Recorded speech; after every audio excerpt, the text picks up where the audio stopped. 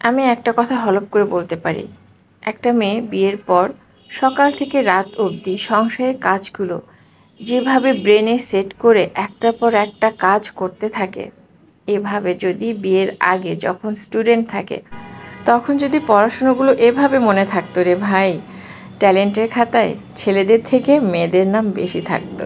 100% guarantee দিয়ে আমি বলতে পারি, সত্যিই বেশি থাকতো। কারণ সকাল থেকে রাত অবধি এত কাজ যারা মাথায় রাখতে পারে, কেন যে বিয়ের আগে পড়াশুনোগুলো এভাবে মাথায় থাকতো না, আল্লাহ পাক সেই জানে। তো আসসালামু আলাইকুম ভিউয়ার্স, সবার কি অবস্থা, কেমন আছেন? আশা করি ভালো আছেন। আর এই তো প্রতিদিনের মতো আমার আজও ডেইলি লাইফ শুরু হয়েছে সেই ভোর 5টা থেকে। ছোট মেয়েকে নিয়ে স্কুলে গিয়েছি, স্কুল থেকে এসে শুনলাম আমার মিচু বিড়াল মানে মা বিড়ালটা ছাদ থেকে সে নামবে না। তো সবুজ বলল ছাদে গিয়ে ওকে আনতে হবে। তো ছাদে যাওয়ার আগে আমি একটু বুটের ডাল আর গরুর গোশ ভালো করে বসিয়ে দিলাম রান্নাতে, কারণ স্কুল থেকে আসতে আসতে বেশ দেরি হয়ে যায়।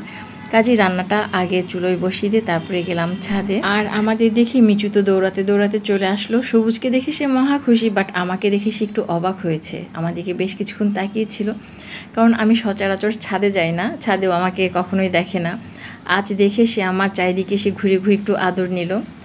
তারপরে বাসায় চলে আসলো। বাসায় এসে ভাবখানা এমন যে ছাদে যাওয়া তার হলো জন্মগত অধিকার, ছাদে সে যাবেই, আর তাকে তারপরও আদর টাদর করতে হবে। যাই হোক, এসে সে খেতে বসে গেল। আর এদিকে মাইলো অনেকক্ষণ মাকে দেখে না, তাই মাকে দেখে আস্তে আস্তে করে সে তার মায়ের কাছে এগিয়ে আসলো। মা খাচ্ছে আর সে তাকিয়ে তাকিয়ে মাকে দেখছে।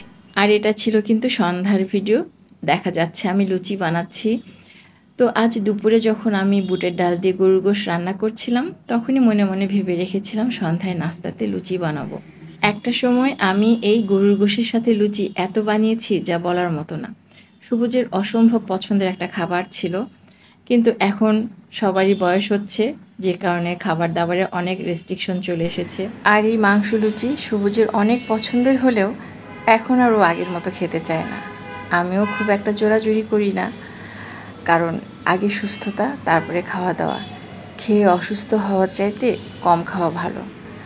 আর এই মধ্য বয়সে আসার পর আসলে অনেকটাই কিন্তু সুস্থতা নির্ভর করে খাওয়া দাওয়ার উপরে।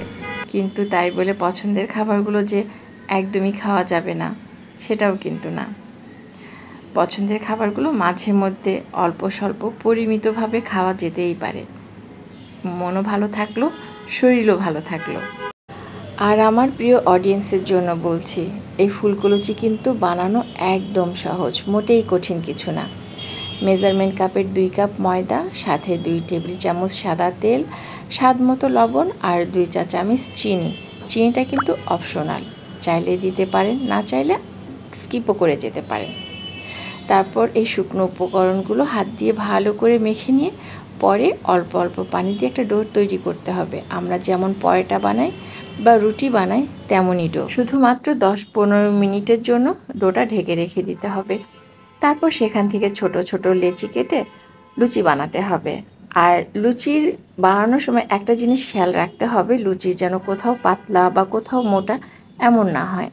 লুচির থিকনেসটা যেন একই রকম থাকে, তাহলে লুচিটা কিন্তু খুব সুন্দর মতো ফুলবে।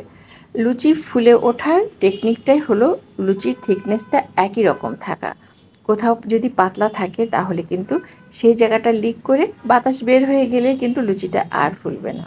তো ভিউয়ার্স, এই ছিল আমার আজ সারাদিনের ছোট্ট একটা ব্লগ। এখন সবাইকে আমি টেবিলে নাস্তা দিয়ে দিব। আর হ্যাঁ, সাথে কিন্তু অবশ্যই মজার 1 কাপ চা থাকবে। আর সেটা শুধুমাত্র বানাচ্ছি সবুজের জন্য, কারণ মেয়েরা আজ আর কেউই চা খাবে না। তো ভিউয়ার্স, এই ছিল আজ আমার সারাদিনের ছোট্ট একটা ব্লগটি কেমন লাগলো কমেন্টে জানাতে কিন্তু ভুলবেন না। আর যারা আমার ভিডিওটা ভালো লাগা এবং ভালোবাসা থেকে দেখেন, তারা অবশ্যই লাইক, কমেন্ট এবং শেয়ার করতে ভুলবেন না কিন্তু। তাহলে ঠিক আছে, আবারও দেখা হবে নতুন ভিডিওতে। আল্লাহ হাফিজ, টাটা।